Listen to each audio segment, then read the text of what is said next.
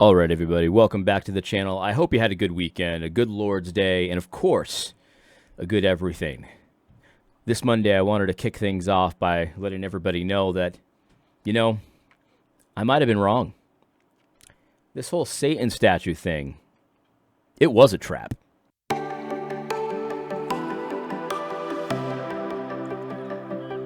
We'll get to that in a minute, but I did want to say this, that I actually do believe that this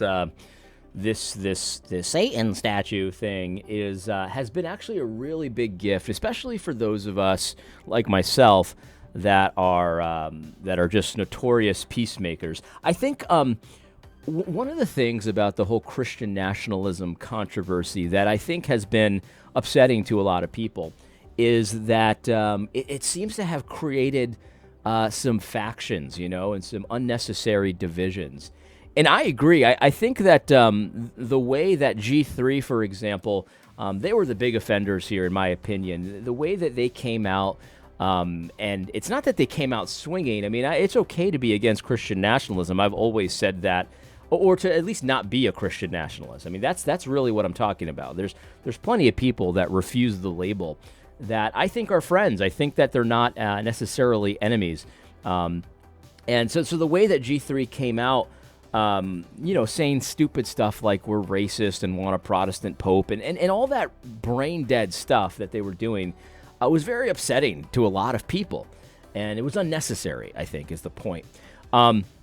And I'm not saying that everyone on G3 is a friend, because I don't think that's the case. But there are some people at G3 that are friends, in my opinion, and in real life, too. And I think what we got with this Satan statue thing is a little bit of a hint as to who's who, right? There are a lot of non-Christian nationalists, and some might even call them anti-Christian nationalists, that understand that you don't have to actually crusade for the rights for Satan statues to be erected in government buildings, no matter what the reason, because that's what a lot of people are saying. They don't even really worship Satan, and it's like, I really don't care. I mean, honestly, I don't care if they worship Satan or not. The fact that they want to put a Satan statue in the government state house is unacceptable, and it doesn't matter what the reason is. It's unacceptable, and it shouldn't be allowed. And but this whole the fallout since that guy knocked it down, right? And I guess he beheaded it as well. I don't know what happened with that. I know nothing about it. But the fact that that guy knocked it down and the reaction to it, I think, has given us a window into who it is that are our enemies in this whole thing, and who it is that we should have a lot of patience with, because there are many, and I do mean many. There are many non- and maybe even anti-Christian nationalists that understand that Satan's statue has no place in the state capitol. And we might think, as Christian nationalists or even theonomists, some theonomists understand this too. Well, a lot of theonomists understand this, I would say. We might think, well, they're inconsistent. That why wouldn't they be a theonomist, or why wouldn't they be a Christian nationalist if they agree that Satan has no place in the halls of our Congress or state houses, rather? And that's fine. Let them be inconsistent. But those people are people that we can work with, number one, and we can also have a lot of patience with. There's a lot of pressure on people like that to call us racist, Nazis, all this stuff. And that doesn't mean that they get a pass for doing it. Like, they shouldn't do that still, because I'm not against any ethnicity, right? I'm not a kinist. I'm not these things. But the thing is, like, when you do that, when you throw all of your eggs in that basket, you look stupid, and it creates a problem between us. You know what I mean? Like, it creates a division there, and I'm ready to repair that division instantly. You just got to stop doing it. You don't even have to apologize to me. You don't even have to ask for my forgiveness. You already have it if you're willing to avail yourself of it. But just stop doing it, and everything will be fine. Those people we can work with. But the people that we cannot work with, that are diametrically opposed to every single thing that's Christian about public theology, those people, those are the people we need to have. We need to save our strongest attacks for.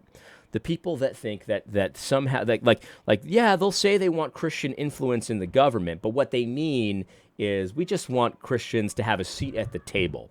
You know what I mean? Yeah, sure. God says the government is his deacon, but really Christians should only have a seat at the table. And of course, Hindus should have a seat, and Buddhists should have a seat, and Satanists, whatever, they should all have a seat. It's even Stevens, things like that.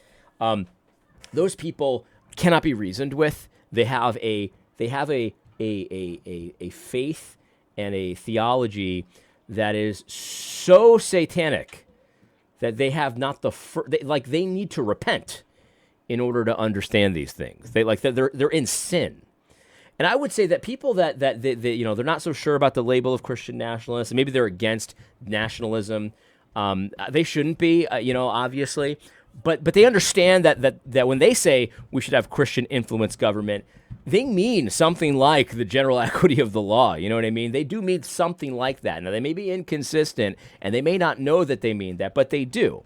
So when you get one of these anti-Christian nationalists that understands that, there should be it should not be allowed to have a Satan statue in a state capitol. That's obviously insane. Those people, I think not only can they be won, but even if they're never won, they can be worked with, and you should have patience with those people. A.D. Robles is a peacemaker, simple as that. And so this whole episode has revealed, kind of who's who and all of that kind of thing. But here's what I wanted to get to. A lot of people are talking about how this was a trap. You took the bait, things like that. And, why'd you do this? They wanted you to do it. And I covered that in the last episode. Sometimes people bait you into something, and you should go into it with eyes open, of course. If you're going to go and do that thing, you should go into it with eyes open. You should know, what to expect and how you're going to react when they inevitably, arrest you and charge you with crimes and stuff like that. You should do that in a shrewd way, and you should do a calculation. What's the benefit of me doing this, and what's the potential costs? And I know nothing about this Cassidy guy, but I refuse to believe he did that not expecting to be arrested, not expecting to be charged with crimes. I think he knew that, and he did a calculus to say, that's going to cost me, but the possible benefit, and it's the right thing to do, the possible benefit is greater than the cost. That's a really good kind of case study in cost-benefit analysis. I think what he did is going to end up being a big positive. Yeah, sure, it was a trap, but it was a trap that the pagans are falling into themselves. That's the thing. I put out a tweet the other day that was just the proverb, the wicked digs a pit and falls into it himself. And I got more than a couple of responses that said, that's stupid. Well, I mean, it's a proverb. It's bottom line. It's a proverb. That's what happens when the pagans set traps. They're so sinful and they're so debased that they actually end up screwing themselves in the process. That's what we should expect. And yet we run around, a lot of us run around fearful of the extreme competence of God's enemies.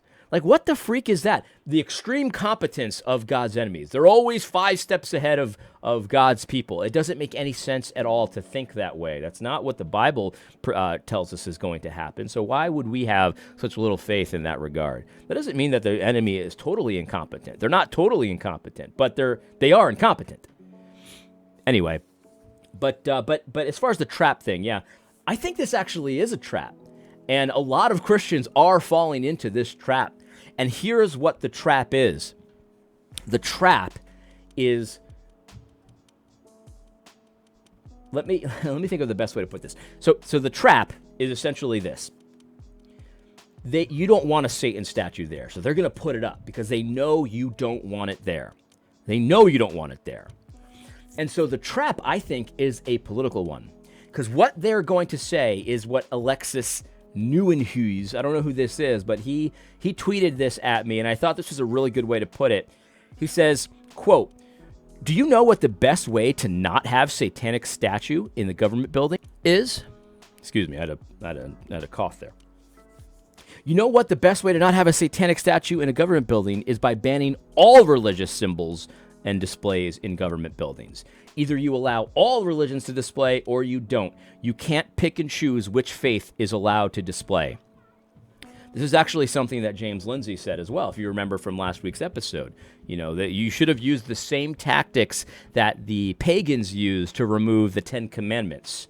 And so the idea is that this is even Stevens. This is a neutral space. And so, hey, I know you don't want, statues to Satan, and I know you don't want Hindu statues in the state capitol. Here's a good way. This is the lolly that they're offering you. When the freaking creep in the van offers the kid a lolly, you should train the kid not to take it. This is the lolly. They say, I know this Satan statue bothers you. Here is what you do. Make this an officially secular, even Stevens neutral space. Do it according to the law, the way we did it. That's the lolly. And so they're tempting you. The trap is that you're so against a Satan statue, and we should be. We're so against a statue to Satan. Again, for whatever reason you put it up, we're so against it that we are willing to say, okay, this is a secular space. No religious displays at all. That was the temptation. That was the trap. And so many people are falling into it. I don't know what the Temple of Satan was expecting to happen. I don't know what they were expecting to happen, but I do know that one of their goals is to kick religion out of politics. And as a Christian, we have to understand, this is basic Christianity. Basic. The state, the civil governing authority, the rulers that we do have work for the Lord. And they can do it overtly and well, or they can do it just by providence and poorly. But that is what they are. It's the same word that we use for servant in the church. They are deacons of God. Now, they serve God in a different way than deacons in your church, in a much different way. But they are still deacons, slaves, servants of God. And so to pretend and to take this lolly and to say, I really hate Satan, so this is a secular space. That is absolute anarchy. That's paganism, is what that is.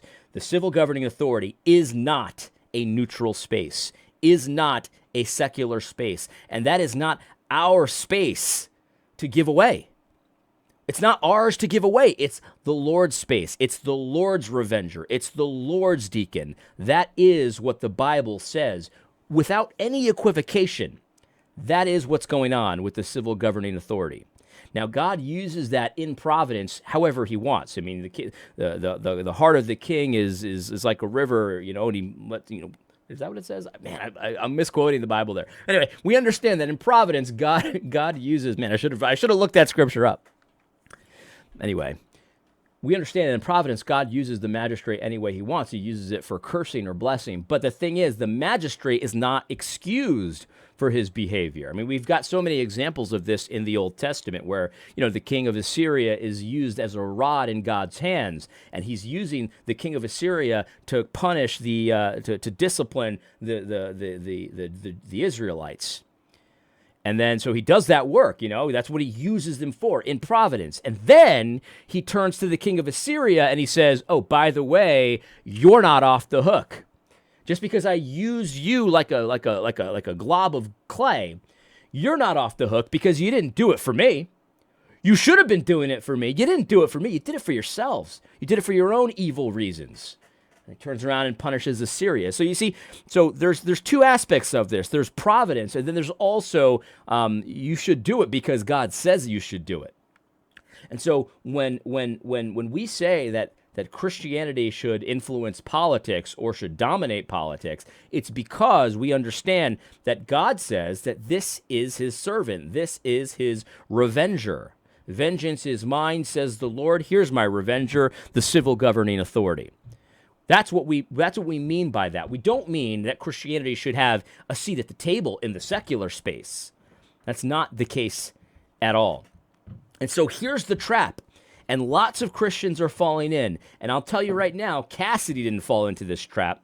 Cassidy didn't fall into this trap. Now, he will be punished by a pagan government, of course. But Cassidy didn't fall into this trap. So many of you fell into this trap, though, where you say, "Oh no! If you let them have the 10 Commandments, well then you have to let them have the statue to Baphomet." You got to let them have the statute of bail. I mean, what other choice do we have? You've already taken the bait. You've taken the bait. James Lindsay has taken the bait. But of course, it wasn't really bait to him. This is his whole thing. This is his whole, he's a pagan. So, I mean, it's not really bait for him. This is just his program. The civil governing authority serves Christ, not the whims of the people. It's not like in the old days of Israel where everyone does what's right in their own eyes. Here's Wokal Distance. Wokal Distance is allegedly a Christian as well. And he's fully taken this bait. He has fallen for the trap. You know, he's always talking about the traps and, oh man, the pagans, they're like the most competent people around, and they always have these traps, and they always work. Here's what Wokal Distance says. This guy does grate me. I will admit that. I don't engage with him ever. This guy grates me. And I think I know what it is. It's this stupid freaking picture. I don't understand it. It bothers me. This bothers me. Anyway, here's what Wokal Distance says. The satanic display on government property is a great example of the, quote, real action is your enemy's reaction. The right is missing the game here. The goal is to provoke the right into abolishing neutrality so the left, who controls the institutions, can further weaponize them. The goal is to get you to accept the leftist premise that there is no liberal neutrality, aka it's not either but which, so that you're fighting on their territory. And when you are on their territory, they're going to absolutely destroy you. That's what's happening. At some point, I'm going to have to do a thread about neutrality so we can put the myth that there is no neutrality to bed. I'd like to see that, Wokal. Why don't you go ahead and do that? That will be really fun. Wokal has completely taken the bait. Wokal is the mouse in the mousetrap that hasn't quite died yet. And he's there, and you know, his back is kind of broken, and he's still trying to get that cheese. You know, have you ever seen a mouse like that? I always feel bad for those mice where the trap doesn't quite kill them, and they're there, they're still alive, and they're still trying to get that cheese, even as they're there smushed by the trap. He's still trying to get that cheese. Wokal Distance is a pathetic little man. A pathetic little man. He has given up the ghost here. He's saying, no, if you do anything, you've fallen for their trap. So you have to admit that this is a secular space. This is a secular space because the pagans, they don't think it's a secular space. They don't think there's neutrality. They just think that they're right and that they own the space. So what you need to do to win, what you need to do is to say, no, this is a secular space. This is insanity. God says the civil governing authority is his servant, is his revenger. Wokal Distance says, no. This is a neutral space. This is a neutral space. It's for the people and by the people. Well, yeah, that's if the people are all Christians and they're all trying to serve the Lord. But when you've got this mix of Hindus, pagans, atheists, whatever, all this stuff, then you've got tons of people, and you're trying to serve those people. But they all have different gods. They all have different sources of law. You're polytheistic. When you're neutral, you're polytheistic, which is not neutral. It's not neutral. So Wokal here is saying, see, if you actually claim that the government is the Lord's, the government is actually on his shoulders, then you're playing right into their trap. You're playing right into their trap because they're totally competent and will crush you. What you need to do is say, no, peace. Let's be polytheists. Because politically, this is polytheism. And this is the scam. You know, you get these people, and they whenever you see this formula, you can be almost 100% sure that whatever the person's going to say is a bunch of nonsense, right? As a Christian, I do this, but as an American, I do this. It's like, what? That doesn't have to automatically be stupid, but usually it's stupid. So basically, this is Wokal Distance saying, as a Christian, you know, obviously I follow God's law. I mean, I don't know if he really would say that, but that's probably what he would say. As a Christian, I follow God's moral law. As an American, polytheistic. polytheistic, because that space is sacred and neutral. It's neutral. I know God says this is my servant, this is my revenger. They're supposed to be promoting what is good and punishing what is evil. Sorry about that. I lost my train of thought. I had to handle something with my son. But this guy's taking the bait. This is the trap here. The trap is to get you to hate Satan's statue so much that you agree to neutrality, which is exactly what Satan wants. That's exactly what Satan wants, because he understands that when you're politically polytheistic, that the heart just wants what it wants, and then, the heart's going to go a whole bunch of different places, and you are going to be in the chaos that we're in right now. Wokel has taken the bait. Wokel has fallen for the trap. He thinks he's so intelligent. He knows every secret scam that the pagans are doing with their infinite competence, and he's not willing to grant that God's deacon is obviously, according to Christ, the government is actually on Christ's shoulders. Christ actually is King of Kings and Lord of Lords. He actually does rule and reign, and he expects the people that serve him, he expects the government to obey him. He expects it. He's not willing to say that. He's not willing to say that. Instead, we're politically polytheistic. This is the trap. This is the trap, and Wokel has stupidly and sinfully fallen into it. All while thinking that he's intellectually superior to blokes like you guys that are make cigarettes for a living, or carpenters and things like that. You guys get it. Wokel distance does not. Wokel distance does not. Here's one from Michael O'Fallon, and this one I saw him also share like this circle graph that came from Bill Roach, I think, and it also kind of said the same thing here. I think this is the real issue that we have, and I've seen this many times. This is nothing new. I was a theonomist before I was a Christian nationalist. I'm still a theonomist. I mean, obviously everybody knows that. But I've seen this kind of argumentation many times in the past. So this is nothing surprising or new. But here's what it says. It's got this poster here, and it says, Christian nationalism is an authoritarian political movement that is disguised as a genuine theological movement. And he has to say this because the theology and just the many reformers that say Christian nationalist type stuff, it's a tsunami. It's a tsunami of sources. That's one of the best things about Stephen Wolf's book. Even if you don't care for Stephen Wolf, or you don't even care for his arguments or whatever, even if you don't like him, the book is worth getting because there's so many references in it that are so helpful.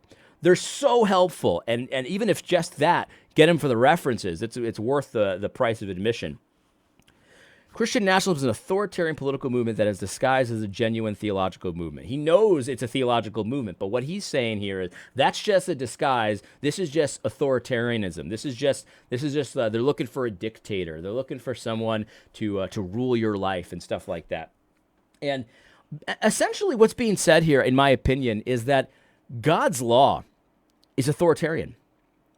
God's law is authoritarian, and to have a Christian government that is overtly seeking to promote God's law, to promote Christian public policy, overtly, not just secretly, not just we're going to do it because it comports with God's law. No, we're going to do it because God is Lord, and the civil governing authority is his deacon, and we are not going to allow threats to that order to rise up and to publicly mock Christ.